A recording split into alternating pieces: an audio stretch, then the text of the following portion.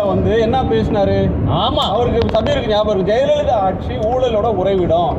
ஸ்தாபன காங்கிரஸ், திமுக, அதிமுக ஒரே குட்டையில் ஊரிய மட்டும் ஸ்தாபன காங்கிரஸ் தெரியாது. அமித்ஷாவை சொல்றேன். இன்னைக்கு பேசின அமித்ஷா சார் இருக்கும். ஒன்றும் இல்லை உறவும் இல்லைம்பாங்க. ஒன்றுக்கு இப்ப வந்து அமித்ஷா திமுக பத்தி பேசுனத பேசணும். அமித்ஷா எடப்பாடி பத்தி பேசுனத பேச தேவையில்லை. பேசுனத பேச தேவையில்லை. இது வந்து அரசியல் இருக்கிற அது ஏன் பாதர் இல்ல உங்களுக்கு? அதை ஏன் நீங்க பாதர் பண்ண மாட்டீங்க? இல்ல, அமித்ஷா என்ன நடவடிக்கை எடுத்துட்டாரு? கூட நட்புன்னு சொல்லிட்டு யாரோட இருந்தோம்? ஒட்டுமில்லை உறவும் இல்லைன்னு சொன்னது யாரோட இருந்தோம்? நம்ம இதெல்லாம் அரசியல் பாயிண்டே இல்ல. நம்ம இன்னைக்கு அமித்ஷா சொன்னதுதான் பாயிண்ட். இன்னைக்கு அமித்ஷா சொன்னதுதான் பாயிண்ட். இன்னைக்கு அமித்ஷா சொன்னதுதான் நம்ம பேசணும். அமித்ஷா சொன்ன அரசியலும் பாயிண்ட், அமித்ஷா சொன்ன திமுக அரசுக்கு எதிரான விஷயங்களும் பாயிண்ட். நான் சொல்லுவார் ரெண்டுத்தையும் சொல்லுங்கன்றேன். அப்புறம் அவர் சொல்றாரு, மரியாதைக்குரிய பாலச்சந்திரன் சார் வந்து பீகார் மகாராஷ்டிரா மாதிரி ஒரு தமிழ்நாட்டில் வர்றதுக்கு வாய்ப்பு இல்லை. தமிழ்நாட்டில் டாமினன்ட் ஃபோர்ஸ் கழகங்கள் திராவிட இன்று வரை. நாளை சூழல் மாறலாம், அது தெரியாது. ஆனா இன்று வரை அதனால தான் அவங்க இறங்கி வந்திருக்காங்க. டாமினன்ட் ஃபோர்ஸா இல்லையே. பிஜேபி இறங்கி வந்திருக்காங்க. பிஜேபி இங்க வந்து அனௌன்ஸ் பண்றாங்க. டெல்லியில இல்ல, இன்னும் 2-3 பாயிண்ட் சொல்லிடுறேன். எனக்கு அவகாசம் கிடைக்க மாட்டேங்குது. குறுக்கீடுகள் கேள்விகள் நிறைய இருக்கு. சந்தோஷம் பதில் சொல்றதுக்கு. தேர்தலுக்கு முன்னாடி என்ன அவசரம் அப்படின்றாங்க. மற்ற கட்சிகள் திமுக தலைமையில கூட்டணி அப்படியே இல்லையா? இருந்தாதான் சார் நல்லது. களத்தில் ஓராண்டு திமுக எதிராக போராடுங்கள். பல்வேறு விஷயங்கள், விலைவாசி ஏற்றம், சட்டம் ஒழுங்கு பிரச்சனை, ஊழல் பிரச்சனைனா எல்லாரும் ஒன்றா களத்தில் இருக்கிறதுக்கு இந்த ஒரு வருஷம் பயன்படும். அப்போ கூட்டணி இன்னும் வலுவாகும். அதுதான் ஆச்சு. நிலைமை என்ன, செங்கோட்டை நிலைமை என்ன, சசிகலா நிலைமை என்ன, டிடிவி தினகரன் நிலைமை என்ன, அவங்கெல்லாம் இது அரசியல் அது தெரியல. கொஞ்சம் பொறுத்து இருந்து பார்க்கலாம். அடுத்த முறை விவாதத்தும் போது நம்ம கருத்து சொல்லலாம். சிவசேனா மாதிரி இல்ல, பீகார் மாதிரி இல்ல, தமிழ்நாட்டில் வந்து அதிமுக தான் டாமினன்ட் ஃபோர்ஸா இருக்கு. நீங்க அதிமுக டாமினன்ட் ஃபோர்ஸா இருந்த சசிகலாவோட நிலைமை என்ன? அதிமுக வந்து அடுத்த எம்ஜிஆரே அவர் தான். நாங்க டிடிவி தினகரன் ஆர்கே நகர் ஜெயிச்ச உடனே கூட்டணியே அவசரம் என்ன அறிவிக்குன்னு கேட்கறீங்க. இதையும் ஏன் கேட்கறீங்க? பொறுத்திருந்து பாருங்க அப்படின்னு சொல்றோம். அதுக்கு முன்னாடி ஒரே ஒரு கருத்து மட்டும் சொல்றேன். சட்டப்பேரவை தேர்தலில் பிஜேபியோட அலையன்ஸ் வச்ச போதெல்லாம் தோத்துதுன்னு சொல்றீங்க. மும்பை காங்கிரஸ் கட்சி கூட்டணி வைத்த கடந்த தேர்தலில் காங்கிரஸோட கட்சி அதிமுக தோற்றது. தேசிய கட்சியோட கூட்டணி தமிழ்நாட்டில் ஸ்ட்ரைக் ரேட் எடுத்துங்க. 80ல இருந்து காங்கிரஸோட எப்பெல்லாம் ஏடிஎம்கே கூட்டு சேர்ந்தோ ஜெயிச்சிருக்கு. காங்கிரஸோட எப்பெல்லாம் டிஎம்கே சேர்ந்திருக்கோ அரிதினும் அரிதான தருணத்து பேர் கடந்த எலெக்ஷன் எடுத்துங்க. பார்லிமெண்ட் எலெக்ஷனுங்க. அதுக்கு முதல்ல அசம்பிளி எலெக்ஷன் எடுத்துங்க. ஒரு நிமிஷம், பாலச்சந்திரன் கைதுக்கிட்டே இருக்காரு. பாலச்சந்திரன் சார், என்னுடைய நண்பர் பாக்கி வந்து சொன்னார், இன்னைக்கு இல்லை தமிழ்நாட்டில் வந்து பீகாரில் இருந்த மாதிரி மகாராஷ்டிரா அந்த மாதிரி நிலைமை இல்லை, ஏடிஎம்கே தான் டாமினண்ட்டாக இருக்குது அப்படின்னு சொன்னார். மகாராஷ்டிராலேயும் முதல்ல சிவசேனா தான் டாமினண்ட்டாக இருந்தது. பீகாரில் வந்து நிதிஷ்குமார் தான் டாமினண்ட்டாக இருந்தார். இவங்க போனதுக்கப்புறம் என்னாச்சுன்னு எல்லாருக்கும் தெரியும். அதுதான் இங்கே நடக்கும். இன்னொன்று கேட்குறேன், 2 அனைத்து இந்திய கட்சிகள் இருக்கின்றன. காங்கிரஸ் ஒன்று, பிஜேபி ஒன்று. காங்கிரஸ் கூட அலையன்ஸ் வைக்கிறாங்க டிஎம்கே. அந்நேரம் காங்கிரஸ் என்ன சொல்கிறாங்க? தேர்தல் சமயத்தில் ராகுல் காந்தி என்ன சொல்கிறாரு? நீட் இருக்குமா இல்லையா, அந்தந்த மாநிலங்களுடைய ஆப்ஷனுக்கு விட்டுருவோம் அப்படின்னு அறிக்கை விட்டார். இது திமுகவுடைய நிலைப்பாட்டை உறுதிப்படுத்துவது. தங்களுடைய கொள்கையை விட்டு கொடுக்காமல் ஒரு கூட்டணி வைத்தார்கள். இப்போ நீட்டை பற்றி இவங்க என்ன சொல்ல போகிறாங்க? அதிமுக அதெல்லாம் தெரிஞ்சுக்கிட்டா நல்லா இருக்கும். இந்த மாதிரி ஒவ்வொரு பிரச்சனையை பற்றி, மும்மொழி கொள்கையை பற்றி என்ன சொல்ல போகிறாங்க? இவங்க வந்து இவங்களுக்கு ஆதரவு கொடுத்து நாளைக்கு வந்து அடுத்த எலெக்ஷன்லையும் பார்லிமெண்ட் எலெக்ஷன்லையும் வந்து இவங்க பிஜேபி பதவிக்கு வந்துட்டாங்கன்னா இவங்க சொல்கிறதுக்கு எல்லாம் எதிராக தான் நடத்த போகிறாங்க. அதில் அவங்க உறுதியாக இருக்காங்க, சொல்லிக்கிட்டு தான் இருக்காங்க. அப்போ இவங்க என்ன செய்ய போகிறாங்க? இது தேர்தலுக்கான கூட்டணி தான். தேர்தலுக்கு பின்னால் மக்கள் விரோதமாக நடந்தால் அதை பற்றி பேசுவதற்கு எங்களுக்கு ஒன்றுமில்லை அப்படின்னு சொல்ல போகிறாங்களா? அதனால இது கொள்கை கூட்டணியும் இல்லை, இது வலிந்து திணிக்கப்பட்ட கூட்டணி. பதில் சொல்றேன். இந்தியா கூட்டணியில காங்கிரஸ் மேஜர் ஷேரா இல்லை இன்னமும். அவங்கள மற்ற கட்சிகளே இன்னும் ஏற்காத நிலை இன்னும் இருக்கு லீடர்ஷிப்பை பொறுத்தவரையில். அப்படி இருக்கிற போது காங்கிரஸோடைய டெசிஷன் வெரி சிக்னிஃபிகண்டாக சொல்ல முடியாது. டாமினண்டாக இருந்தால் வேற திருடமோல் மற்ற கட்சிகளுக்கு நீட்டு மும்மொழியில் விஷயத்தில் என்ன ஸ்டாண்டு, சனாதனத்தில் என்ன ஸ்டாண்டு? 2 விஷயம். இங்கே திரும்ப காமன் மினிமம் ப்ரோக்ராம் இருக்கிறதுனால நிபந்தனைகள் இல்லைன்னு ஒரு மாதிரி குழப்பிக்கிட்டே இருக்காங்க. காமன் மினிமம் ப்ரோக்ராமே பல நிபந்தனைகளின் அடிப்படையில் உருவாக்கப்படுறது தான். அந்த இடத்துல எந்த நிபந்தனைகளும் இல்லை என்று பாஜக சொல்லும்போது எடப்பாடி பழனிசாமி அதை தெளிவுபடுத்தி இருக்கணும். ஆமாம், நிபந்தனைகள் இருக்குது, நாங்கள் இந்தந்த தமிழ்நாட்டுக்கு விரோதமான சட்டங்களில் நாங்கள் உங்களை எதிர்க்க போகிறோன்ற அந்த வார்த்தையே சொல்லாமல் காமன் மினிமம் ப்ரோக்ராம்னு கொண்டு வந்து திமுக எதிர்ப்பு மட்டும்தான் காமன் மினிமம் ப்ரோக்ராம்னா, ஊழல் மட்டும்தான் காமன் மினிமம் ப்ரோக்ராம்னா, ஒரு வருஷத்துக்கு முன்னாடி அதிமுக ஃபைல்ஸை வெளியிடுறேன்னு சொன்ன அண்ணாமலை அந்த காமன் மினிமம் ப்ரோக்ராமை பற்றி என்ன சொல்ல போறாரு? திமுக ஊழல் பண்ணுது, திமுக மேலே வழக்கு இருக்குன்னா அதிமுக அமைச்சர்கள் மீது வழக்கு இருக்கு, ஆளுநர் இன்னும் அனுமதி தரவில்லை, அது காமன் மினிமம் ப்ரோக்ராம்ல வரணுமா இல்லையா? அது வராதா?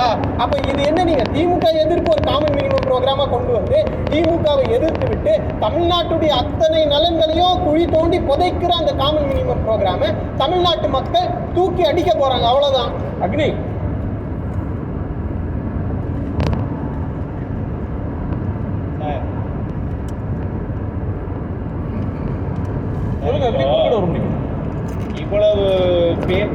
இவ்வளவு பேசக்கூடிய ஐயா பாலச்சந்தர் அவர்கள் நீட்டு விளக்குக்கு அதிமுக என்ன செய்ய போகுதுன்னு கேட்கிறாரு. இந்த 4 வருஷம் திமுக என்ன செஞ்சிச்சுன்னு சொல்றாரா? ஏன்னா திமுக பற்றி கேள்வி கேட்க மாட்டார். அதிமுகவை பழிந்து கூட்டணிக்கு வைக்கிறார்கள் அப்படின்னு சொல்றாரு. அதை திரு எடப்பாடி பழனிசாமி அவர்கள் சொன்னார் அப்படி இல்லையே. இன்னொன்னு, இப்ப 2 பேரும் பாஜகவும் அதிமுகவும் கூட்டணின்னு சொல்லியிருக்கிறார் சார். அவ்வளவுதான். திரு எடப்பாடி பழனிசாமி அவர்கள் நீங்க நினைக்கிற மாதிரி அதெல்லாம் பண்ணிரும், அப்படிலாம் நடந்துரும், பழிந்து போயிடும். அதிமுக இன்னைக்கு பழிந்து போக வேண்டிய அவசியம் தேசிய கட்சியில காங்கிரஸுக்குள்ள பேச முடியுமா? உங்ககிட்ட பேச முடியாது. ஏன்னா காங்கிரஸ் இருக்கும் போதுதான் எல்லா தவறுகளும் தமிழ்நாட்டில் நடந்த போது திமுக பேசாம தான் இருந்துச்சு. அப்படியெல்லாம் 7.5 நடைமுறை படிச்சுட்டு தான் இன்னைக்கு போராட்டம் அறிவிச்சிருக்கிறாங்க. ஆனா நீங்க எதுவுமே செய்யலையே. ஆனா அதை பத்திலாம் இங்க பேச வேண்டிய அவசியம் இல்லை. இன்னைக்கு முதலமைச்சர் வேட்பாளராக இருக்கிற பக்கத்தில் இருக்கிற உள்துறை அமைச்சர்கிட்ட தமிழ்நாட்டில் ஒரு பிரச்சனையா இருக்குதுங்க, தமிழ்நாட்டில் இருக்கிற ஒரு 20 மெடிக்கல் காலேஜுக்கு தாங்க அனுமதி கேட்குறோம், விலக்கு கேட்குறோம், ஒரு பாஸ் பண்ணி அமைச்ச சட்டத்தை கொஞ்சம் நிறைவேற்றிருங்க, நம்ம கூட்டணிக்கு நீங்க நல்லது செஞ்ச மாதிரி இருக்கும் அப்படின்னு ஒரு வார்த்தை சொல்லலாமே.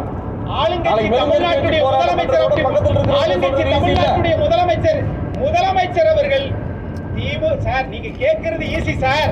அதே தான் நான் திரும்பி கேட்கிறேன் சார். தமிழ்நாட்டுடைய முதலமைச்சர் எங்க இவ்வளவு 40 நாடாளுமன்ற உறுப்பினர் வச்சிருக்கோம், ஏற்கனவே 39 நாடாளுமன்ற உறுப்பினர் வச்சிருக்கோம். எங்களுக்கு பேசியிருக்காங்க,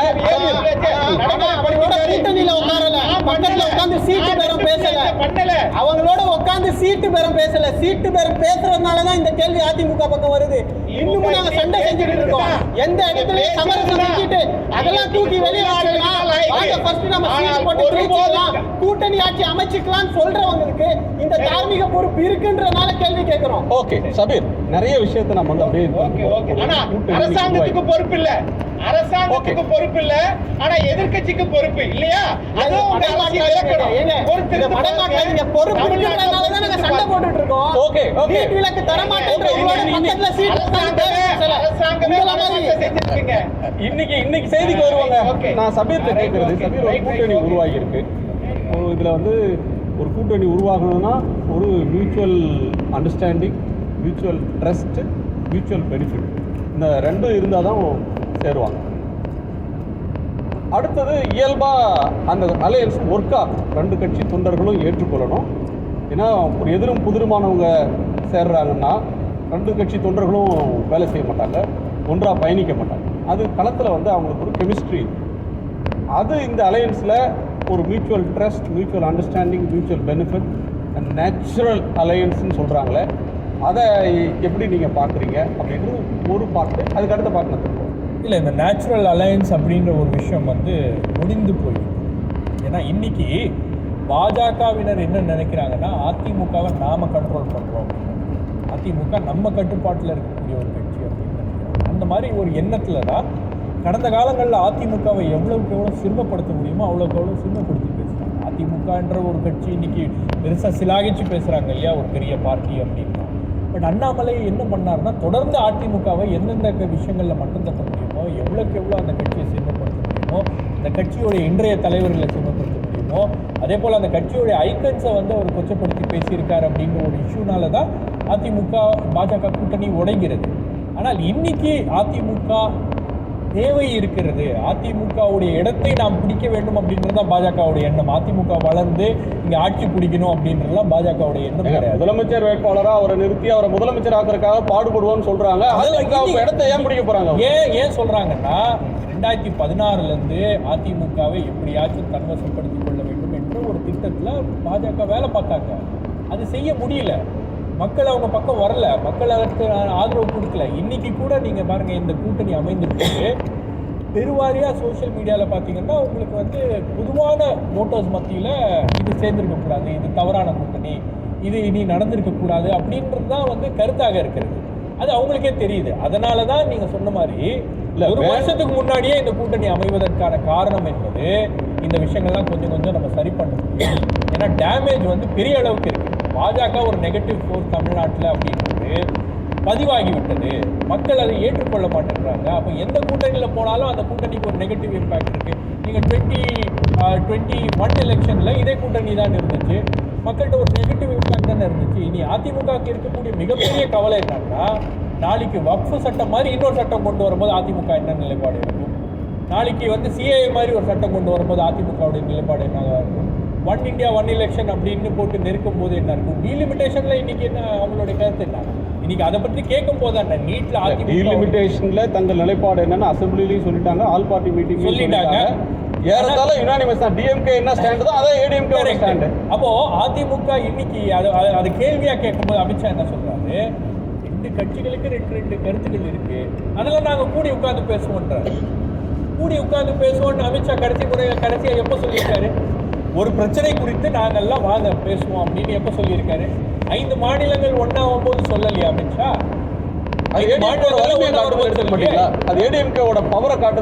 இன்னைக்கு ஏடிஎம்கே தேவைப்படுகிறது. ஏடிஎம்கே இல்லைன்னா நம்ம சைட் லைன்ஸ்ல போயிடுவோம் அப்படின்ற கவலைனால இன்னைக்கு அதை செய்கிறார்.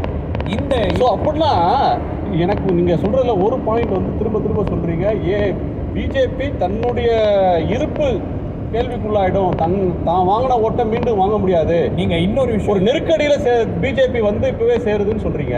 நான் உங்களை கேட்கிறது, அண்ணாமலை தலைமையில கட்சி வளர்ந்துருச்சு, ஒரு பெரிய எழுச்சி பிஜேபிக்கு வந்துருச்சு, பிஜேபி தலைமையிலேயே ஒரு கூட்டணி அமைக்கிற சக்தி அந்த கட்சிக்கு வந்துருச்சு, போன பார்லிமெண்ட் எலெக்ஷன்ல அதை ப்ரூவ் பண்ணிட்டோம்னு சொன்னாங்களே, அதை நீங்க ஏற்றுக்கலையா? அதெல்லாம் அமித்ஷா ஏற்றிருந்தால், அதெல்லாம் அமித்ஷா நினைச்சிருந்தாங்கன்னா டெல்லியில் பேச்சுவார்த்தை நடத்தும் போது அண்ணாமலை கூட நயினார் நாகேந்திரன் பிஜேபி தலைவராக இருந்தார். நயினார் நாகேந்திரன் பிஜேபியுடைய தலைவராக வர வேண்டும் அப்படின்னு யாரும் விரும்பி இருக்க மாட்டாங்க. இன்னொன்று, அண்ணாமலை இந்த பேச்சுவார்த்தைகள் எல்லாமே அண்ணாமலை சொல்கிற ரிப்போர்ட்டை நாங்கள் கேட்டுக்கிட்டு அண்ணாமலை எடுக்கின்ற முடிவு தான் கட்சியுடைய முடிவுன்னு டெல்லியில் அறிவிச்சிருப்பாங்க. சென்னைக்கு வந்திருக்க மாட்டாங்க, எதுவுமே பண்ணியிருக்க மாட்டாங்க. இங்கே இருக்கக்கூடிய பாஜக தலைவர்கள் மீது அவருக்கு நம்பிக்கை இல்லை, நோ கான்ஃபிடன்ஸ் அப்படின்றது தான் கிளியராக ப்ரூவ் ஆகிருக்கு. ஏன்னா பர்சனல் இன்ட்ரெஸ்ட் எடுத்துட்டு ஒரு வருஷத்துக்கு முன்னாடி அமித்ஷா எந்த மாநிலத்தில் போய் கூட்டணி பேசியிருக்கு. ஸோ பிஜேபி வளர்ந்ததுன்னு சொல்றது மித்து, அதை பிஜேபி தலைமையே நம்பலன்றதால அதிமுக இல்லாமல் அதை செய்ய முடியாது, அதிமுக இல்லாமல் இங்கே இயங்க முடியாது அப்படின்றத உண்மையான எதிர்கட்சியே நாங்க தான் சார். ஏடிஎம்கே எதிர்கட்சி கிடையாது, நாங்க தான் மக்கள் மன்றத்தின் உண்மையான எதிர்கட்சி அப்படின்னு பிஜேபி சொன்னது. அப்போ எங்களுடைய முதலமைச்சர் வேட்பாளர் இருப்பார் அப்படின்னு சொல்ல வேண்டியது கூட்டணி ஆட்சின்றார் இல்லையா? எங்களுடைய தலைமையில் எங்களுடைய முதலமைச்சர் பதில் சொல்றது பொருத்தமா இருக்கும். ஒரு இடைவேளைக்கு பிறகு நான் புரட்சி கவிதாசன் அவருடைய பதிலை பெறேன். ஒரு இடைவேளைக்கு பிறகு நம்ம தொடர்ந்து உரையாடுறோம்.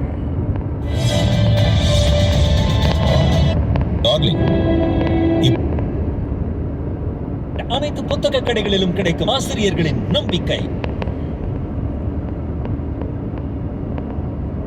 டிஜிட்டல் லைஃப் அகர்பத்தினாலே Feel comfort. Linen Park by Ramraj. Linen Park.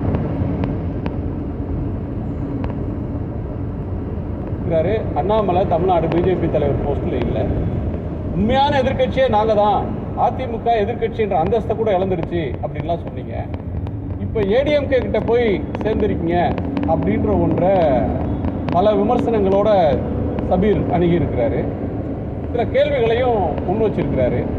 நீங்க பிஜேபி வளர்ந்து விட்டதா சொல்ற ஒரு விஷயத்த தமிழ்நாட்டில் ஒரு பெரிய சக்தியா உருவெடுத்துருச்சு அப்படின்னு தமிழ்நாட்டு பிஜேபிக்காரங்க சொன்னதை டெல்லி நம்பல, அமித்ஷா நம்பல. அதனாலதான் அண்ணாமலையை அமைச்சிட்டு எடப்பாடியை கூப்பிட்டு கூட்டணிக்கு பேசுறாங்க அப்படின்னு சொல்றதுக்கு உங்க பதில்? இந்த மலையேற்ற வீரர்களுக்கு ஒரு அறிவுரை சொல்லுவாங்க. மலையை நோக்கி ஏறும் பொழுது பின்னோக்கி பார்க்கக்கூடாது அப்படின்னு. அப்படி பார்த்தா அது வந்து படபடப்பு வரும், பயம் வரும், அச்சம் வரும் அப்படின்னு. அதனால் காட்சிகள் மாறிடுச்சு. Never go back. நீங்கள் வரலாற்று சக்கரத்தை பின்னோக்கி திருப்ப முடியாது. எப்படி மாண்புமிகு எடப்பாடியார் அவர்கள் கொள்கை வேறு கூட்டணி வேறு என்று அடிக்கடி சொல்லுவார். அதுதான் நானும் இங்கே உறுதிப்படுத்துகிறேன். அதிமுக என்பது தனி கொள்கையை வைத்திருக்கிற கட்சி, பாஜக என்பது தனி கொள்கையை வைத்திருக்கிற கட்சி. எப்படி இந்தியாவில் வேற்றுமையில் ஒற்றுமை என்று சொல்லிக்கொண்டு ஒருமைப்பாடோடு இருக்கிறோமோ அது மாதிரி வேற்றுமையில் ஒற்றுமை என்கிற ஒரு மினிமம் ப்ரோக்ராமை எதிர்காலத்தில் உருவாக்குவாங்க. அந்த அடிப்படையில் பாரதிய ஜனதா கட்சி அதிமுகவோடு ஒரு இயற்கையான கூட்டணியை ஏற்படுத்தி இருக்கிறது. அரசியலில் 2+2=4 என்பது கணக்கு. ஆனால் நீங்கள் ஏற்கனவே சொன்னீங்க கெமிஸ்ட்ரி ஒர்க் அவுட் ஆகுதா அப்படின்னு. பாலில் சர்க்கரையை கலந்தால் அது 2 கூடும் பொழுது அது 2+2=4 என்கிற கணக்கு தோற்று போயிடும். கெமிஸ்ட்ரி தான் ஜெயிக்கும். அதனால் அந்த கெமிஸ்ட்ரி ஒர்க் அவுட் ஆகணும்னா கடைசி நேரத்தில் கூட்டணி என்பது ஒரு சிறப்பாக இல்லை என்கிற பழைய உதாரணங்களின் அடிப்படையில் தான் ஓராண்டுக்கு முன்பே தமிழ்நாட்டில் இருக்கிற சட்ட ஒழுங்கு சீர்கேடு, ஊழல் எல்லாத்தையும் எதிர்த்து ஒருங்கிணைந்து மக்களுடைய குரலாக எதிர்க்கட்சிகள் பணியாற்ற வேண்டும் என்கிற அடிப்படையில் தான் இன்னும் அட்வான்ஸாக அந்த கூட்டணி அமைக்கப்பட்டிருக்கிறது. அடுத்து அண்ணாமலை அவர்களுடைய ஃபைல்ஸை பற்றி சொன்னீங்க. நான் கேட்கிறேன், ரகுபதி அவர்கள் இருக்காங்க, மாண்புமிகு சட்டத்துறை அமைச்சர் ரகுபதி. அவர் ஏற்கனவே அதிமுகவில் இருந்தார். அதிமுகவில் அவர் இருக்கும் பொழுது அவர் மேலே லஞ்ச ஒழிப்பு வழக்கு இருக்கிறது, இப்பொழுதும் அப்பீலில் இருக்கிறது. அதனால அதை வெளியிட முடியாதா? அதே மாதிரி இப்ப செந்தில் பாலாஜி அவர்கள் மந்திரி, திமுக ஊழல் கட்சி அண்ணாமலை கமலாலயத்து வாசல்ல இருந்து சொன்னாரு, நான் ஏடிஎம்கே அமைச்சர்களுடைய பட்டியலையும் வெளியிடுவேன், அவங்க ஊழல் பட்டியலை மலைமலையா நான் வச்சிருக்கேன் வெளியிடுவேன் சொன்னாரு. அதை இன்னும் இன்னைக்கு தேதி வரலையும் ஏன் வெளியிடல?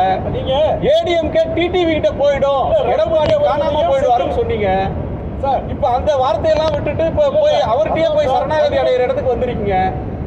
ஓராண்டுக்கு முன்பே அப்படின்னு சொல்றீங்களே, எடப்பாடி பழனிசாமி அவர்கள் ஓராண்டுக்கு முன்பு உங்களை விட்டு போகும்போது என்ன சொன்னார்னா, திமுகவை எதிர்த்து நீங்க சொல்ற பிரச்சனையில அவரும் பேசியிருக்கிறார். திமுக ஆட்சியின் முறைகேடுகள், தவறுகள், அவங்களுடைய நிலைப்பாடுகள் அவரும் விமர்சிக்கிறார். ஆனா எங்க தலைமையில நாங்க ஒரு வலிமையான கூட்டணியை போட்டு, பிஜேபி இல்லாத கூட்டணியை போட்டு திமுகவை வீழ்த்துவோம்னு சொன்னார். இப்ப அவரால் வேற கூட்டணியை உருவாக்க முடியல, உங்கள்கிட்ட வந்திருக்கிறாரு. இது ரெண்டும் சந்தர்ப்பவாதம் இல்லையா? இல்லைங்க, ஒவ்வொரு கட்சியும் ஈவன்தோ ஒரு சாதாரண கட்சியாக கூட இருந்தாலும் ஆட்சி அமைக்கணும், முதலமைச்சர் ஆகணும், அமைச்சரவையோட பங்கு பெறணுங்கிற கனவு அவர்களுக்கு இருப்பது யதார்த்தம். அது அரசியல் யதார்த்தம். ஆசை இல்லைன்னா அரசியலே இல்லை. முற்றும் திறந்து போவதற்கு என்ன முடிவனா? அதனால் எடப்பாடியார் முடிவும் கிடையாது, அண்ணாமலையார் முடிவும் கிடையாது, நயினா நாகேந்திரன் முடிவும் கிடையாது, அமித்ஷா முடிவும் கிடையாது. அதனால் அரசியல் என்றால் ஆசைகள் இருக்கணும். ஆசாபாசங்களுடைய வெளிப்பாடு தான் அரசியலை. அதனால் தயவு செய்து ஆட்சிக்கு வரும் சொல்றதும் நாங்க ஆட்சியை பிடிப்போம் சொல்றதும் ஆசை சார். ஏடிஎம்கே எடப்பாடி பழனிசாமி தலைமையில கரை ஏறாது. ஏடிஎம்கேன்ற கட்சியும் ரெட்டை இலையும் டிடிவி தினகரன் சேரும் அப்படின்னு பேசினார் அண்ணாமலை.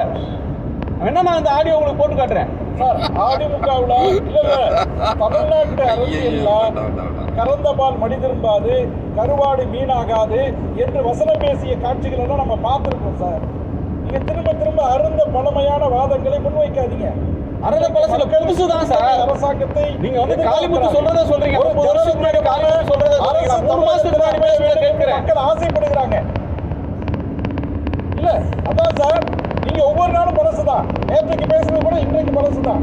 அதனால நீங்க ரொம்ப பின்னணி போக வேணாம். மலையேற்ற வீரன் பின்னோக்கி திரும்பி பார்ப்பது முன்னேற்றமா இருக்காது. அந்த அடிப்படையில் நீங்க பின்னோக்கி பார்க்காதீங்க. இனி தமிழ்நாட்டில் மலை ஏறிட்டு இருந்த ஒரு வீரர் இறக்கியே விட்டீங்களே சார், பேஸ் கேம்புக்கு அனுப்பிச்சிட்டீங்க. அதுவும் அண்ணாமலை சார், மலை ஏறிட்டு வர பேஸ் கேம்புக்கு அனுப்பிச்சிட்டீங்க. நீங்க சிகரத்தை தொட விடலையே சார். நீங்க ஒரு தற்காலிக இணைப்பாளரை நீங்க கணக்கில் எடுக்கிறீங்க. அதற்கு மேல அவருக்கு சிகரங்கள் நிறைய இருக்கு அப்படிங்கிறத சீக்கிரத்தில் புரிய வைப்போம். யாரையும் இறக்கி வைப்பதல்ல பிஜேபி நோக்கம், ஏற்றி வைக்க அளவு பார்ப்பதுதான் பிஜேபி நோக்கம். சரி நான் பாக்கிட்டேன் சார் ஏற்றி வைத்து தான் அழகு பார்க்கும். பிஜேபி எப்போதுமே ஏற்றி வைத்து தான் அழகு பார்க்கும். நீங்க பாருங்க நடந்ததெல்லாம் பார்த்தா அப்படி தெரியலையா சார்? அண்ணாமலை இறங்கிட்டு எடப்பாடி பழனிசாமி அவர்களை ஏற்றி வச்சு அழகு பார்க்கறதுக்கு முயற்சி பண்றீங்க. அதான் அவருடைய அறிவிப்பா இருக்கு. நான் திரு பாக்கியோட கோணத்தை வைக்கணும் சார். யாரும் இறக்கல சார், நீங்க யாரும் இறக்கல, நீங்க அதை புரிஞ்சுக்கங்க. யாரும் இறக்கல, ஏற்றி வைத்திருக்கிறோம். இப்போ வந்து பலமுனை போட்டி அப்படின்ற ஒன்று முன்னாடி பேசப்பட்டுச்சு. திமுக ஒரு கூட்டணி, திரு எடப்பாடி பழனிசாமி அவர்கள் வெளில வந்தோடனே பல பேர் பல கருத்துக்கள் எல்லாம் முன் வச்சாங்க. காங்கிரஸ் அப்படியே திமுகட்டுக்கு வந்துடும், பிசிகே அங்கேருந்து கிளம்பி வந்துடும், சிபிஎம் வந்துடும், இஸ்லாமிய அமைப்புகள் வந்துடும், பிஜேபியோட இருக்கிறதுனால தான் ஏடிஎம்கேவோடு சேருவதற்கு இவங்க தயங்குறாங்க. பிஜேபி கூட்டணியை விட்டுட்டு ஏடிஎம்கே வந்தால் எல்லா கட்சியும் டிஎம்கே விட்டுருந்து பிரிஞ்சு வந்துடுவாங்க அப்படின்னு பல ஆருடங்கள் நம்மளே கூட பேசியிருக்கோம், பலர் பேசியிருக்கோம். All is not well with DMK அலையன்ஸ்லாம் சொன்னாங்க. ஆனால் அந்த முயற்சிகள் எதுவும் கடந்த ஓராண்டில் கை கூடலை. இப்போ எடப்பாடி அந்த ஒரு கூட்டணி அமைக்க முயன்று அதில் அவரால் முடியாமல் தோற்று போய் இந்த இடத்துக்கு வராரா?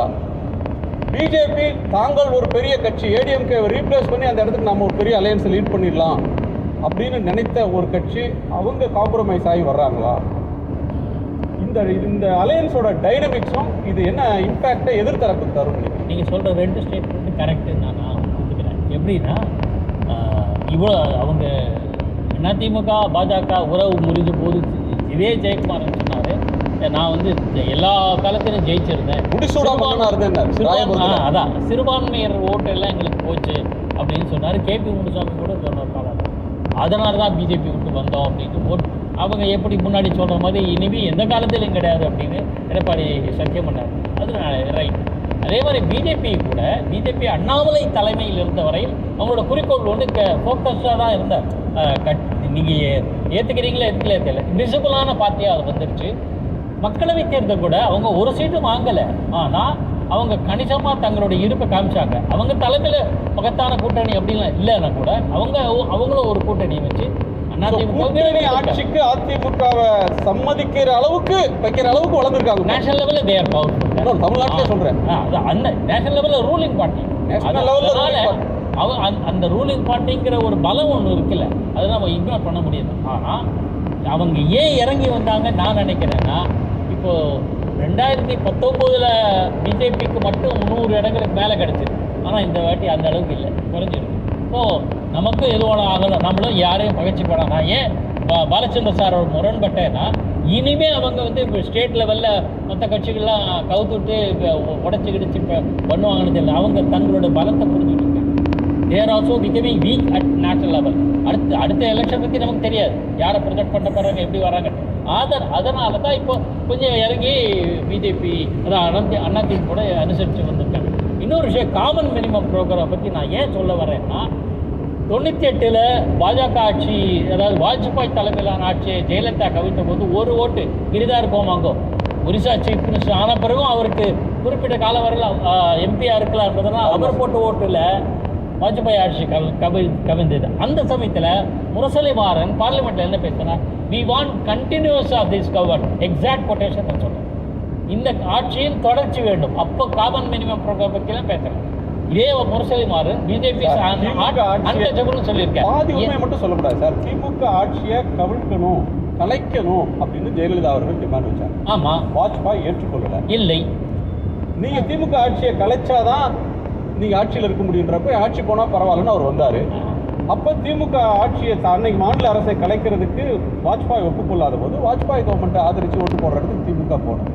இப்போ காமன் மினிமம் ப்ரோக்ராம்ன்றது அவங்க 99 தேர்தலில் நீங்கள் சொல்கிறீங்க, 99 தேர்தலில் கூட திமுக ஒரு தேர்தல் அறிக்கை வச்சது, பிஜேபி ஒரு தேர்தல் அறிக்கை வச்சது, தேர்தலுக்கு பிறகு ஒரு காமன் மினிமம் ப்ரோக்ராம் வந்தது. கரெக்ட். இப்போ வந்து தேர்தலுக்கு முன்பே ஒரு காமன் மினிமம் ப்ரோக்ராம், ஒரு கூட்டணி ஆட்சி அப்படின்ற ஒன்று, தமிழ்நாடும் ஒரு கூட்டணி ஆட்சி யுகத்துக்கு தயாராகிடுச்சு, மக்கள் ஏற்றுக்கொள்கிற இடத்துக்கு வந்துட்டாங்கன்னு எடுத்துக்கிறதா? போஸ்ட்போல் எலெக்ஷன் போது உருவாகிற காமன் மினிமம் ப்ரோக்ராம் விட முன்னாடியே உருவாகிற ப்ரோக்ராமுக்கு வந்து முக்கியத்துவம் அதிகம். இன்னும் நாளைக்கு ஒரு வருஷம் களத்தில் இருந்து போராடினாங்கன்னு சொல்ல, ஒரு தருணம் போராட்டம், உண்ணாவிரதம், ஆர்ப்பாட்டம் இதை பண்ணாங்கன்னா பிஜேபி அதிமுக ஃப்ரெண்ட்லி பார்ட்டிஸ் எல்லாம் வரும் அப்படின்னு எடுத்து புரிஞ்சுக்கலாம்ல. there's a common platformனு உருவாகும்ல, அதுதான் நம்ம பார்க்கணும். திரு பாலச்சந்திரன், அதிகார அழுத்தம் வெற்றி கண்டிருக்கிறதா? உருட்டல், மிரட்டல், அரட்டல் இதிலெல்லாம் மீறி நாங்கள் நிற்கிறோம் அப்படின்னு ஏடிஎம்கே பல கட்டங்களில் சொல்லி வந்துச்சு. இன்றைக்கு அதற்கு அதிமுக அடிபணிந்திருக்கிறதா அல்லது பிஜேபி இறங்கி வந்திருக்கிறதா? இது ஒரு இயற்கையான கூட்டணியா அல்லது பொருந்தா கூட்டணியா? கூட்டணி அப்படின்ற ஒன்று 4-3 கூட்டணி தமிழ்நாட்டில் வரப்போதா இல்லை இருமுனை போட்டின்ற ஒன்று கூர்மை அடையும்? இல்லை, இருமுனை போட்டி இல்லை. ஏன்னா விஜய் இருக்கிறாரு, அவர் தனியாவர்த்தனம் பண்ணிட்டு இருக்காரு. அப்புறம் பாக்கி அவர்களே கரெக்டாக சொன்னார், அதுதான் நானும் சொல்கிறேன். 2 பேருக்கு இடையில டிஃப்ரென்ஸ் ஆஃப் ஒப்பீனியன் இல்லை. பாக்கி என்ன சொன்னார்னா, இன்னைக்கு பிஜேபி முந்தி மாதிரி ஸ்ட்ராங்காக இல்லை, அதனால் இன்னைக்கு யாரையும் கலைக்க மாட்டாங்க. இன்னைக்கு அதாவது புலி பதுங்குது எதுக்கு? பாயறதுக்கு தானே. அதனால என்னைக்கு ஸ்ட்ராங் ஆகாங்களோ அன்னைக்கு எல்லாரையும் கலைப்பாங்க. அவங்களுடைய குணம் அப்படித்தான் இருக்கு அப்படிங்கிறத பாக்கி அவர்களும் சொல்லிட்டாரு. இந்த கூட்டணி வலிந்து பெறப்பட்ட ஒரு கூட்டணி. இந்த கூட்டணி பிஜேபிக்கு தமிழ்நாட்டில் இவங்க ஏடிஎம்கே இல்லாமல் பிரசன்ஸ் கிடையாது. விசிபிள் பிரசன்ஸ் 4 எம்எல்ஏ வந்திருக்காங்க, அவ்வளோதான் இருக்கு. அதுக்கு மேலே அவங்களால 30 எம்எல்ஏ 40 எம்எல்ஏ வரக்கூடிய சந்தர்ப்பம் கிடையாது. அப்போ அந்த ஏடிஎம்கே கூட்டணியை இன்னைக்கு ஸ்டாப்ஸ் கொடுத்துருக்காங்க. நான் முதல்ல சொன்னபடி இன்றைக்கு இபிஎஸ் வெற்றி பெற்றது போன்ற ஒரு தோற்றம் ஏற்பட்டிருக்கிறது. எதனால? இவர் ஓபிஎஸ் வரல, தினகரன் வரல, சசிகலா அம்மையார் வரல, அவங்களெல்லாம் கட்சியில் சேர்த்துக்கோங்கிற எந்த ப்ரெஷரில் உட்கட்சி விவகாரத்தில் நாங்கள் தலையிட மாட்டோம்னு சொல்லிட்டாங்க. இது எல்லாம் சொல்லிட்டு அதுக்கப்புறம் கடைசியில் என்ன சொன்னார்? என்டிஏ ஆட்சி அமையும், கூட்டணி ஆட்சி அமையும் ரொம்ப தெளிவாக சொல்லிட்டார். மறுபடியும் கேள்வி கேட்கப்பட்ட கேள்விக்கு திரும்பவும் தெளிவாக சொன்னார், என்டிஏ கூட்டணி ஆட்சி தான் அமையும் அப்படின்னு சொன்னார். ஏடிஎம்கே திரு செல்லூர் ராஜிலிருந்து ஆரம்பித்து முன்னாள் அமைச்சர்கள் சொல்லிக்கிட்டு இருந்தாங்க, இங்கே கூட்டணி ஆட்சிங்கிறது தமிழ்நாட்டு கலாச்சாரத்திலே கிடையாது அப்படின்னு சொல்லிக்கிட்டு இருந்தவங்கலாம் நாளைக்கு என்ன பதில் சொல்ல போகிறாங்க? இன்றைக்கி 2 கூட்டணிகள் மட்டும் அமையாது. நிச்சயமாக விஜய் தனித்து நின்று கொண்டிருக்கிறார். விஜய் தனித்து நிற்பதற்கு நான் ஏற்கனவே காரணம் சொல்லிவிட்டேன். இவங்களுக்கு மைனாரிட்டி ஓட்டு கிடைக்காது. அப்போ இவங்க 2 பேரும் சேர்ந்து ஆட்சியை பிடிக்க முடியாது. திமுகவுடைய ஓட் பேங்கை குலைக்கணும், இவங்களால முடியாது. அதுக்கு விஜயை துருப்பு சீட்டாக பயன்படுத்துவார்கள், முயற்சி செய்வார்கள். இப்போ எல்லாரும் சொல்கிறாங்கல்ல, சட்டம் ஒழுங்கு கெட்டு போச்சு. இவங்கெல்லாம் தமிழ்நாட்டை மட்டும் எக்ஸ்க்ளூசிவாக வச்சு பேசுகிறாங்க. சட்டம் ஒழுங்கு எங்கே கெட்டு போனாலும் அது தப்பு. ஆனால் சட்டம் ஒழுங்கு எந்த அளவிற்கு தமிழ்நாட்டில் இருக்கிறது, எந்த அளவுக்கு மற்ற மாநிலங்களில் பிஜேபி ஆளுகின்ற மாநிலங்கள் இருக்கிறது அப்படிங்கிறத பற்றி பேசுறதுக்கு தயாராக இருக்காங்களா? அங்கே எப்படிப்பட்ட சட்ட ஒழுங்கு மீறல்கள்லாம் நடந்திருக்கு அப்படிங்கிறத பார்த்துருக்காங்களா? அதனால தமிழ்நாட்டில் ஏதாவது ஒரு சட்ட ஒழுங்கு மீறல் நடந்ததுன்னா அதை பார்த்துக்கிட்டு சகிச்சுக்கிட்டு இருக்கிற முதல்வர் இல்லை. அதுதான் நமக்கு கிடைக்கிற மிகப்பெரிய பலம், மிகப்பெரிய ஆறுதல். ஆனால் மற்ற மாநிலங்களில் சிறுபான்மையினருக்கு எதிராக ஒரு அட்டாக் நடந்ததுன்னா 10 நாட்கள் பிரதமரே மௌனம் காப்பார். 10 நாளைக்கு அப்புறம் பேசுவார். அவங்க மேலே தாக்குதலாம் நடந்து முடிஞ்சதுக்கப்புறம் இல்லை எல்லாரையும் சமமாக பார்த்துக்கணும். ஏன் முதல் நாளே பேச முடியல? மேலே உச்சியில் உள்ளவங்க எப்படி இருக்காங்க அதுதான் முக்கியம். தவறே இல்லாத ஆட்சியும் கிடையாது, தவறே இல்லாத மாநிலங்களும் கிடையாது, தவறே இல்லாத நாடுகளும் கிடையாது. ஆனால் மேலே இருக்கிறவங்க சரியாக இருக்கணும், சில விஷயங்களில் விட்டு கொடுக்காதவங்களா இருக்கணும். அப்படின்னு சொல்லி பார்க்கும்போது தமிழகத்துக்கு இன்றைக்கி நம்பிக்கை இருக்குது. இவங்க வந்தாங்கன்னா எந்த நம்பிக்கை இருக்கும்? பிஜேபி ஆடுற மற்ற மாநிலங்களை பார்த்தா நமக்கு தெரிஞ்சிடும். இதுதான் நிதர்சனமான உண்மை. இன்று இபிஎஸ் திட்டவட்டமாக இழுத்து வரப்பட்டிருக்கிறார் இந்த கூட்டணிக்கு என்பதுதான் உண்மை. அதில் சந்தேகமே கிடையாது. அவரை வச்சுக்கிட்டே பேசிட்டாங்க, நாங்கள் கூட்டணி ஆட்சிதாங்க. அவர் தான் பெரிய கட்சி, அவர் தலைமையில் தான் நடக்கும்னு சொல்கிறவங்க இந்த கூட்டணியை பற்றி ஒரு வார்த்தை இபிஎஸ் அந்த மேடையில் பேச அனுமதிக்கலை. இது எதை காட்டுது? நாங்கள் டாமினண்ட்டாக இருப்போம், பின்னாடி இருந்து வயர் வச்சு எழுத்துக்கிட்டு இருப்போம் அப்படிங்கிறது தான் காட்டுது. இது அதிமுகவை பலவீனப்படுத்தும் மிகப்பெரிய முயற்சி இன்று நடந்தது. இதுதான் உண்மை. அப்படின்னு உங்களுக்கு நல்ல நினைவு இருக்கும். நாடாளுமன்ற சட்டமன்ற தேர்தலுக்கு ஆளுமை அப்படின்ற ஒரு சொல் பிரபலமாச்சு, ஒரு பிராண்டிங் நடந்தது. இப்போ எடப்பாடி பழனிசாமி அவர்களுடைய ஆளுமை அப்படின்ற ஒன்று இன்றைய நிகழ்வு அவரை வைத்து அவர் ஒரு வார்த்தை கூட பேசலை. மற்றவர்கள் ஏடிஎம்கே என்ன மாதிரி கூட்டணி அமைக்கும், ஏடிஎம்கே ஆட்சி அமைஞ்சால் அதில் எப்படி இருக்குன்றதை இன்னொரு கட்சி தலைவர் பேசுகிற ஒரு போக்கம் பார்க்கணும். இன்னொன்று சசிகலா, ஓபிஎஸ், டிடிவி, செங்கோட்டையன் இவங்க நிலைமெல்லாம் என்ன இல்லை? இன்னைக்கு எந்த இடத்துல எடப்பாடி ஸ்கோர் பண்ணியிருக்காரு அப்படின்னு பார்த்தீங்கன்னா, ஓபிஎஸ், டிடிவி, சசிகலா இதெல்லாம் வந்து அதிமுகவுடைய இன்டர்னல் இஷ்யூஸ், அதிமுகவுடைய கட்சிக்குள்ளே இருக்கக்கூடிய பிரச்சனை. இல்லை பாஜக தலையிடாது அப்படின்னு ஒரு பப்ளிக்காக கமிட் பண்ண வச்சுருக்காரு. அப்போ அந்த இடத்துல அவருடைய பொசிஷனை வந்து அவர் சேவ் பண்ணிக்கிட்டாரு அப்படின்னு. பட் அதே நேரத்தில் உங்களுக்கு சில விஷயங்கள் ப்ரெஸ் மீட்டில் சொல்லியிருக்கலாம், சில விஷயங்கள் சொல்லியிருக்க தேவையில்லை. இந்த கூட்டணி ஆட்சி அப்படின்றது ஒரு மிகப்பெரிய நெருடலாக இருக்குது. அதிமுக தொண்டர்கள் மத்தியிலேயே வந்து நாளைக்கு நாம் வேலை பார்த்தா யாரோ பிஜேபியில் அமைச்சராகக்கூடிய ஒரு வாய்ப்பு இருக்குது அப்படின்ற ஒரு எண்ண ஓட்டமும் உருவாகும். அப்போ இதற்கெல்லாம் வந்து கட்சி தயாராக இருக்கிறதா, கட்சி தொண்டர்கள் தயாராக இருக்கிறதா, தமிழ்நாடு இதற்கு தயாராக இருக்கிறதா? நீங்கள் பிஜேபியில் ஒரு எம்எல்ஏ வந்தாலும் டெப்யூட்டி சிஎம் ஆகக்கூடிய ஒரு வாய்ப்பு உருவாகும், இல்லைன்னா சிஎம் ஆகக்கூடிய ஒரு வாய்ப்பும் உருவாகும். நீங்கள் சொல்ல முடியாது என்ன பண்ணுவாங்க பிஜேபின்னு சொல்ல முடியாது. அப்போ பல்வேறு மாநிலங்களில் பிஜேபி என்னென்ன மாதிரியான அரசியலை கையாளுகிறது அப்படின்னு நம்ம பார்க்கும்போது உங்களுக்கு தானாக ஒரு அச்சம் என்பது உருவாகிறது. இந்த கூட்டணி அப்படின்றது தமிழக நலன் சார்ந்து எடுக்கப்பட்டிருக்கா இந்த முடிவுகள், தமிழக மக்களுடைய நலன் சார்ந்து எடுக்கப்பட்டிருக்கா அப்படின்னு பார்த்தீங்கன்னா அதில் ஒரு மிகப்பெரிய கேள்வி. இன்னைக்கு காலையில் வந்து எக்கனாமிக் டைம்ஸில் ஒரு செய்தி இருக்குது. பொலிட்டிக்கல் பர்சன் இரட்டை இலை விவகாரத்தை தேர்தல் ஆணையம் விசாரிக்க தொடங்க போது ஹைகோர்ட் அதுக்கு அனுமதி கொடுத்துருச்சு, இரட்டை இலை யாருக்குன்றதை முடிவு பண்ண போகிறாங்க அப்படின்னு காலையில் ஒரு செய்தி. ஆனால் அதில் வந்து எந்த தேதியில் விசாரணை நடக்க போகுது, எந்த தேதியில் இது பண்ண போகிறாங்கன்னு எதுவும் இல்லை. ஒரு அரசியல் ஒரு செய்தி வருது. என்ன காரணத்தினால இவங்க சேர்ந்தாலும் அதை மக்கள் ஏற்றுக்கொள்ள போகிறார்களா? கரெக்ட், அதுதான் கேள்வி. அதாவது இந்த கூட்டணி அமித்ஷா வேணும்னா நேச்சுரல் அலையன்ஸ்னு சொல்லலாம், இபிஎஸ் வேணும்னா அதை வந்து மௌனமாக இருந்து அவர் நேச்சுரல் அலையன்ஸ் சொல்லலாம். ஆனால் சேர்ந்த பிறகு ஜஸ்டிஃபை பண்ணி தான் ஆகணும். அந்த கூட்டணியை மக்கள் ஏற்றுக்கணும். மாதத்துக்கு முன்னாடி என்ன சொன்னீங்க? 6 மாதத்துக்கு முன்னாடி ஒட்டும் இல்லை, உறவும் இல்லை, இப்பவும் இல்லை, எப்பவும் இல்லை, 26லையும் இல்லை. அதுக்கு தான் 1 இயர். அப்போ ஜஸ்டிஃபை 1 இயர் இருக்கு. அப்போ இந்த ஜஸ்டிஃபிகேஷன் அந்த 1 இயர் அப்படின்றது இல்லையா, அந்த ஜஸ்டிஃபிகேஷன் பண்ணுறதுக்கான 1 இயராக அவங்க எடுத்துக்கிறாங்க. பட் அதே வந்து அதிமுகவுக்கு பேக் ஃபயர் ஆகும். நாளைய தினம் பாஜக செய்கின்ற எல்லா பிரச்சனைகளுக்கும் அதிமுக பழியும் பாவத்தையும் சுமக்க வேண்டிய ஒரு கட்டாயத்துக்கு தள்ளப்படுவாங்க. ஒரு வலிமையான கூட்டணின்னு நீங்க சொல்றீங்கல்ல, எடப்பாடி பழனிசாமி வந்து ஏடிஎம்கேவுடைய முன்னாள் தோழர்கள் ஓபிஎஸ், இபிஎஸ், டிடிவி, செங்கோட்டை இவங்க எல்லாரையும் இன்டர்னல் இஷ்யூ இதில் வந்து நீங்கள் என்னை வந்து கம்பல் பண்ணாதீங்க அப்படின்றதுல அவர் ஸ்கோர் பண்ணிட்டாரு. ஆனால் இன்னொரு கோணத்தில் பார்த்தீங்கன்னு சொன்னால் இது வந்து ஏடிஎம்கேன்ற ஒரு பெரிய கட்சி இதற்கு சம்மதிப்பது, கூட்டணி ஆட்சிக்கு சம்மதிக்கிறதுன்ற ஒன்றும், ஏடிஎம்கேவால் பிஜேபியை தவிர்த்துட்டு அவங்க நினைச்சபடி ஒரு கூட்டணியை, இப்போ டிஎம்கே கூட்டணி உடைச்சல் வரப்போகுது, விரிய போகுது, இதெல்லாம் நிறைய பேசப்பட்டதில்லை. அது எதையுமே செய்ய முடியாமல் போனது எதனால்? அதில் அவங்களால ஸ்கோரே பண்ண முடியும். இல்லை, இங்கே நீங்கள் பாஜகவால் ஒரு நெரட்டிவே அவங்களால கிரியேட், ஏடிஎம்கேவாலையும் ஒரு நெரட்டிவை கிரியேட் பண்ண முடியல. நீங்கள் ஏடிஎம்கேவுடைய ஸ்பேஸை தான் பிஜேபி பயன்படுத்திட்டு இருக்கு. ஏடிஎம்கே திமுக எதிர்ப்பு அப்படின்ற அந்த இடத்த தான் பிஜேபி கையில் எடுத்திருக்கு. பிஜேபி கையில் எடுத்து கூட பிஜேபியால் பெரிய அளவுக்கு அதை வந்து அந்த சப்போர்ட்டை வந்து உருவாக்க முடியல. பாஜக மீது இருக்கக்கூடிய அந்த பார்வை அப்படின்றது தமிழகத்தில் முற்றிலும் வேறு விதமாக இருக்கிறது. அதை அவங்களால வந்து சரி பண்ண முடியல. இப்போ நீங்கள் ஊழலை பற்றி அமித்ஷா அவர்கள் பேசுகிறார். இன்னைக்கு ஊழலில் பெரிய அளவுக்கு வந்து பயனடைந்த ஒரு கட்சியாக பாஜக இருக்கிறது. அது நீங்கள் எலக்ட்ரானிக் பாண்ட்ஸாக எடுத்துக்கிட்டு, இடி கேஸஸாக எடுத்துக்கிட்டு, இன்கம் டேக்ஸ் ரேட்டாக எடுத்துக்கிட்டு, சிபிஐ கேஸாக இருக்குது.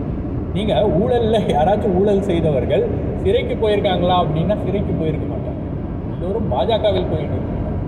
அதுதான் இங்கே இருக்கக்கூடிய டிஃப்ரென்ஸ். நீங்கள் ஊழலை ஒழிக்கப் போகிறோம் அப்படின்ட்டு பாஜக பேசுவதே ரொம்ப அபத்தமானது. நீங்கள் எலக்டோரல் பாண்ட்ஸ்ன்ற ஒரு ஸ்கீமை கொண்டு வந்துட்டு பல்லாயிரக்கணக்கான கோடி ரூபாய் வந்து பாஜகவுடைய அக்கௌண்ட்ஸில் போயிருக்கு. பல்லாயிரக்கணக்கான கோடி ரூபாய் என்பது பாஜகவுடைய எலெக்ஷன் ஃபண்டாக வருகிறது, டொனேஷனாக வருகிறது. 80% டொனேஷன் வந்து பாஜகவுக்கு தான் போயிருக்கு. யார் அந்த டொனேஷனுக்கு கொடுக்குறாங்க, எப்படி அந்த டொனேஷன் வருது அப்படின்றத வெளியே சொல்லாத ஒரு கட்சி ஊழலை ஒழிக்கப் போகிறது அப்படின்னா எப்படி தமிழக மக்கள் நம்புவாங்க?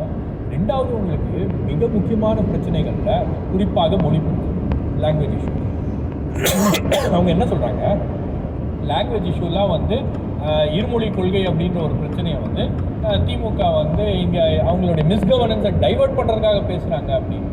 அது எப்படி டைவர்ட் பண்றதுக்காக பேசிருக்கு? எடப்பாடி பழனிசாமி அவர்களே மிக முக்கியமான பிரச்சனை அது. இல்ல எடப்பாடி பழனிசாமி அவர்களே இந்த பிரச்சனையை பேசியிருக்காரு. சமக்கிர சிக்ஷா பணம் தராது கண்டிச்சிருக்கிறாரு. இல்ல நீங்க அதெல்லாம் பேசுறாரு. இப்போ பிஜேபி கூட்டணியில இருக்கும்போது அதை பேசுவாரா அப்படின்றது ஒரு கேள்வி இருக்கு இல்லையா? இப்போ டீலிமிட்டேஷன்ல திமுக மட்டுமா பேசியிருக்கு? சவுத் இந்தியாவில் இருக்கக்கூடிய 5 மாநிலத்தில் இருக்கக்கூடிய கட்சிகள், முதலமைச்சர்கள் எல்லாரும் பேசியிருக்காங்க. அப்போ இந்த மாதிரி முக்கியமான விஷயங்களில் வந்து பாஜக எடுக்கக்கூடிய நிலைப்பாடு அப்படின்றது அதிமுகவையும் பாதிக்கும். அது தமிழக நலன் சார்ந்து எடுக்கக்கூடிய முடிவுகளாக இருக்காது. எனக்கு ஏன்னா நீங்கள் பேசலாம், போகிற இடத்துல நீங்கள் தமிழை பேசலாம், திருக்குறளை பேசலாம், நீங்கள் என்ன வேணால் பேசலாம். பட் உங்களுடைய செயல்பாடுகள் அப்படின்னு வரும்போது பாஜக தமிழகத்தை வஞ்சித்திருக்கிறது அப்படின்னு தான் மக்கள் நினைக்கிறாங்க. அதுதான் பாஜக மீது இருக்கக்கூடிய ஒரு பார்வை. அதை மாற்ற இவங்க ஒரு வருஷம் எடப்பாடி பழனிசாமி அவர்களால் இதை வந்து தன்னோட தொண்டர்களையும் கன்வின்ஸ் பண்ணி பாஜக மீதான நெகட்டிவையும் பாசிட்டிவாக ஆக்கி போன தேர்தலில் சாதிச்சதை விட அதிகமாக சாதிச்சிட முடியும். அதுக்கான ஸ்கோப் இன்னைக்கு இருக்கு.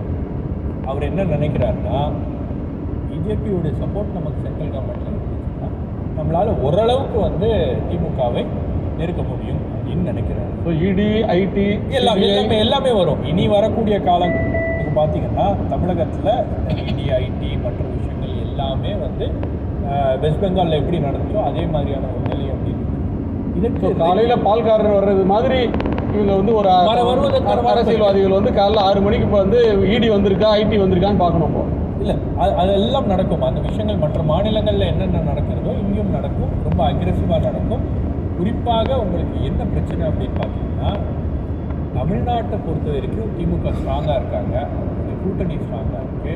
இன்னொரு தேர்தல் ஒரு 3 போட்டி 4 முனை போட்டி அப்படின்னா 5 முனை போட்டி அப்படின்னாலும் திமுக தான் வந்து முன்னிலை பெறும். திமுகவுக்கு தான் வந்து வாய்ப்பு அதிகமாக இருக்கிறது அப்படிங்கும்போது திமுகவை வீக்கன் பண்ணணும் அப்படின்றது பிஜேபியோட ஒரு அஜெண்டாவாக இருக்கிறது. 2026 திமுகவை நீங்கள் வீக்கன் பண்ணீங்கன்னா 29 பாஜகவுக்கான ஒரு வாய்ப்பு என்பது தமிழகத்தில் உருவாகும் அப்படின்ற ஒரு எண்ணம் அப்படின்றது அவங்களுக்கு இருக்கிறது. ஒரு லாங் டேர்ம் பிளானை பற்றி அமித்ஷா அவர்கள் அந்த ப்ரெஸ் மீட்டில் பேசியிருப்பார். ஒரு லாங் டேர்முக்கான கூட்டணி அப்படின்னு 26 அப்படின்றது ஏடிஎம்கேக்கான விஷயங்கள், அதுக்கு நாங்கள் விட்டுறோம். 29 அப்படின்றது பிஜேபிக்கு நீங்கள் வரணும், பிஜேபியோடு நீங்கள் இருக்கணும். நீங்கள் அதிமுகவால் அடையக்கூடிய எல்லா பயன்களும் பிஜேபி அனுபவிக்கும் அப்படின்றது தான் வந்து ஒரு லார்ஜர் கொஸ்டினில் ஒரு டீலாக இருக்கும் அப்படின்னு நான் நினைக்கிறேன். நிறைவு பார்வை அதுதான். இது வந்து இவ்வளோ நாளாக நம்ம சொல்லிட்டு இருந்தோம் இது கள்ள கூட்டணி அப்படின்னு. இது கள்ள கூட்டணி இல்லை, நாங்கள் நல்ல கூட்டணின்றதை அதிமுகவுடைய தலைவர்கள் நிரூபிச்சிருக்காங்க. அதில் இப்போ முக்கியமான ஒரு விஷயம் என்னென்னா, நீங்கள் சொன்ன மாதிரி பாஜக வந்து தன்னை எதிர்கட்சியாக சொல்லிட்டு இருந்து நாங்கள் தான் பெரிய கட்சி, இத்தனை ஆண்டுகள் வந்து திராவிடத்திற்கு எதிரான ஒரு அரசியலை தான் பாரதிய ஜனதா கட்சி பேசிக்கிட்டு இருந்துச்சு. குறிப்பாக அண்ணாமலை பேசிக்கிட்டு இருந்தார். இன்றைக்கி அவர்களுடைய பலவீனம் என்பது தான் ஒரு திராவிட கட்சியோட கூட்டணியில் வச்சு தான் தன்னுடைய வெற்றியை தீர்மானிக்க முடியும், தேசிய தலைமை நம்புகிற அளவு தான் பாஜக வளர்ந்துருக்குது அப்படின்றத சொல்கிறோம். இன்னொரு விஷயம், அதிமுக இந்த விவகாரத்தில் எந்த அளவுக்கு பலவீனமாக இருக்குது அப்படின்றத நீங்கள் பார்க்கும்போது, நீங்கள் இன்றைக்கி எல்லா செய்தி சேனல்கள்லையும் பார்த்தீங்கன்னா இந்த விவாதத்தில் எங்கேயுமே அதிமுகவுடைய செய்தி தொடர்பாளர்கள் கலந்து கொள்ளவில்லை. ஆனால் இது அவ்வளோ ஒரு தமிழ்நாட்டுக்கு நல்ல, அதிமுகவுக்கு நல்ல முடிவு அப்படின்னா இது பகிரங்கமாக வந்து பிரபலப்படுத்த வேண்டிய ஒரு விஷயத்தை இவங்க வெளிப்படையாக பேச தயாராக இல்லை அப்படின்றது தாங்களே அது வந்து பலவீனப்படுத்திக்கிட்டாங்க அப்படின்றத நமக்கு ரொம்ப தெளிவாக. இன்னொரு முக்கியமான விஷயம், அதாவது பிஜேபி டெல்லியிலேருந்து இஷ்யூ பண்ணியிருக்கக்கூடிய ப்ரெஸ் ரிலீஸ் தொடர்பாக அதில் கூட்டணி ஆட்சி அப்படின்றத மறுபடியும் வலியுறுத்துறாங்க. என்ன சொல்கிறாங்கன்னா, the distribution of seats and allocation of ministries post election will be finalized in consultation with alliance partners at a number of meetings. இப்போ கூட்டணி ஆட்சி அப்படின்னு ஒரு விஷயத்தை யாருக்கு என்ன இலாக்கா பிறகு பார்த்துப்போம். பட்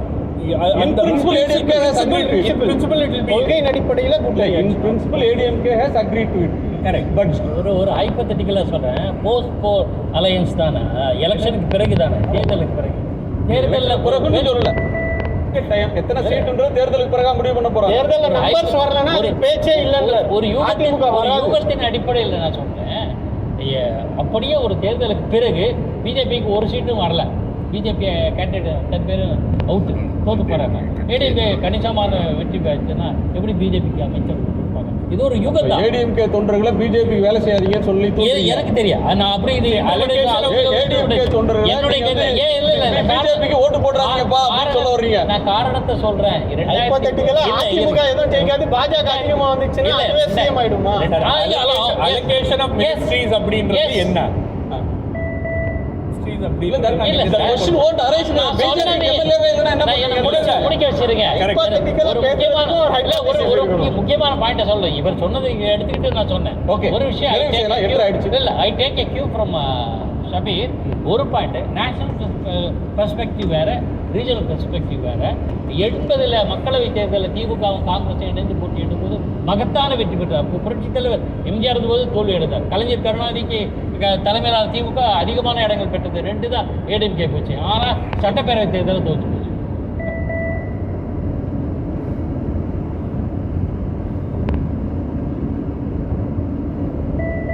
ஆனால் 2001 சட்டப்பேரவை தேர்தலில் ஃபெயிலியர். ஸோ தேசிய பார்வை வேற, மாநில பார்வை வேற. அந்த விஷயத்தில் தேசிய கட்சிகளோடு மாநில கட்சிகள் எப்படி இணங்கி போக வேண்டும் என்று பார்க்க வேண்டும். சூழலை ஒட்டி மாறும். நிறைவு செய்யலாமா? ரெண்டு பேரோட கருத்தை கேட்டுறேன். புரட்சி கவிதாசன் நிறைவு பார்வை, அடுத்து பாலச்சந்திரன் சாரோட பார்வையோட நிறைவு செய்யலாம். சொல்லுவாங்க பாருங்க. அதாவது நிறைய யூகத்தின் அடிப்படையில் பேசிக்கிட்டு இருக்காங்க நண்பர்கள்லாம். அதில் வந்துட்டு பேச வேண்டியவர் மாண்புமிகு எடப்பாடி பழனிசாமி அவர்கள், பேச வேண்டியவர் தமிழக பாரதிய ஜனதா கட்சியினுடைய தலைவர். இப்போ கூட நீங்கள் ஒரு தனிப்பட்ட முறையில் அண்ணாமலை அவர்கள் வந்து நிபந்தனை அடிப்படையில் நீக்கப்பட்டதாக ஒரு செய்திகளை கேசியமாக சொல்லிட்டு இருக்காங்க. நிச்சயமாக அப்படி இல்லை. 3 ஆண்டு காலத்தில் தலைவர்கள், புதிய தலைவர் தேர்ந்தெடுக்கப்படுவார் என்பது அமைப்பின் விதி. கடந்த 6 மாதமாக அமைப்பு தேர்தல் நடந்துகிட்டு இருக்கிறது எல்லாருக்கும் தெரியும். நட்டா எவ்வளவு நாளா சார் இருக்காரு? மாவட்ட தலைவர் தேர்தல் நடந்துட்டு ஜேபி நட்டா வந்து எவ்வளவு நாளா இருக்கிறாரு? அகில இந்திய தலைவரா இருக்கிறவங்க மந்திரியா இருக்கிற நடைமுறை இருக்குதா? அகில இந்திய தலைவரா அமித்ஷா இருக்கும்போது மந்திரியா இருந்தார் அவரு? இல்ல இல்லங்க, ஆளுக்கு வளைவு சார் நடந்துகிட்டு இருக்கு. 2 டேர்ம் இருக்க கூடாதுன்னு ஏதாவது இருக்கா? அண்ணாமலை தேர்தலில் நிக்க கூடாதுன்னு ஏதாவது இருக்கா? அப்படி இல்ல இல்ல இல்ல சார், எல்லாமே சப்ஜெக்ட் டு பைலா தான் சார். பைலா அப்படி எல்லாம் பைலா வந்து என்ன ஒருத்தரை பிரிவென்ட் பண்ணுதா? அண்ணாமலை 2 டேர்ம் இருக்க கூடாதுன்னு சொல்லுதா சார்? சார் அப்படி இல்லை சார். இன்னைக்கு வேட்புமனு ஒருவர் மட்டும் தான் தாக்கல் செஞ்சிருக்காரு. யாரும் போட்டி போட வேணாம்னு சொல்லியிருக்காங்களா? நேற்றைக்கு வெளிப்படையா வேட்புமனு தாக்கலுக்கு என்ன தகுதி வேணும்? ஆனந்தி சீனிவாசன் வெளியில வந்து சொன்னார், ஏங்க யாருமே நாங்களே கூட இல்லையான்னு. மேல யாரை சொல்றாங்களோ அவங்க தான் தாக்கல் பண்ணுவாங்கன்ட்டாங்க. கட்சி தேர்தல் எப்படி நடக்குன்னு உங்களுக்கும் தெரியும், அப்படியெல்லாம் இல்லை சார். அப்படியெல்லாம் இல்லை. அண்ணாமலை ஏன் சார் நிக்கல? சார் அண்ணாமலை ஏன் நிக்கல? நாமினேஷன் அவர் ஏன் ஃபைல் பண்ணல? எனக்கு வேட்புமனுக்கு வந்து சார் இல்லைங்க, அப்படி இல்லைங்க. ஃபைல் பண்றது பண்ணாத அவங்களோட தனிப்பட்ட உரிமை. அதே போய் நிர்பந்தப்படுத்துங்க. நீங்க ஏன் சார் நோட்டீஸ் கொடுக்குறீங்க? Okay sir. Right person in the right time. சரியான நபர் சரியான நேரத்தில் தேர்ந்தெடுக்கிறது கட்சியுடைய கடமை. ஓகே, நன்றி சார். ஹலோ, நன்றி. அதனால right person in the right time, அவ்வளவுதான். அதான் அளவுகோல். திரு பாலச்சந்திரன் சார் நிறைய பார்வையை முடிச்சிடலாம். சொன்னாரு தேசிய பார்வை. பாக்கி ஒரு சன்ன சொன்னார் தேசிய பார்வை வேறு, மாநில பார்வை வேறுன்னு கரெக்டாக சொன்னார். இந்த மாநிலம் எதை பார்க்கும்?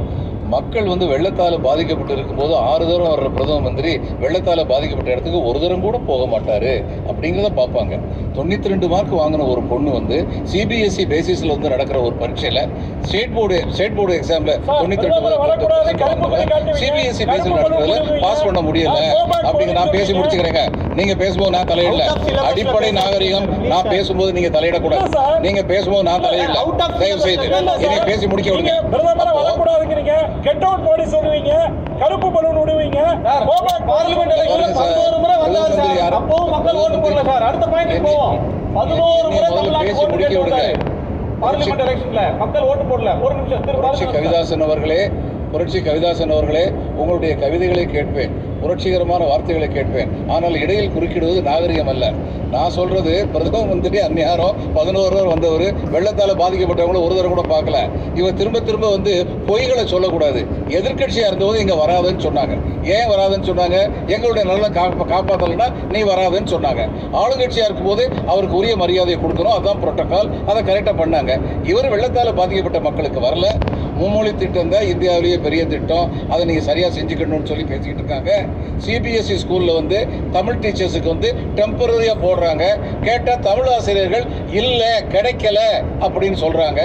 ஐஏஎஸ் எக்ஸாமில் வந்து ப்ரிலிமினரி எக்ஸாமில் வந்து இந்த செகண்ட் பார்ட்டில் வந்து இது ஹிந்தியும் இங்கிலீஷும் மட்டும்தான் இருக்குது, மற்ற மொழிகளில் கிடையாது.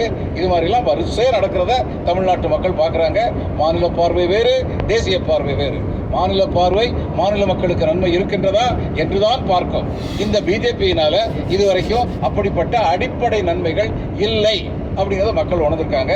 இதனால தான் சொல்றேன், அவங்க கூட போய் சேர்ந்து இவங்களும் தங்களுடைய ஆதரவை அதிமுக இன்னும் இழக்க போறாங்க. வணக்கம். நன்றி நன்றி நன்றி, எல்லோருக்கும் நன்றி. நிறைய பார்வைகளை பேசியிருக்கிறோம், நாளையும் விவாதிக்கலாம்.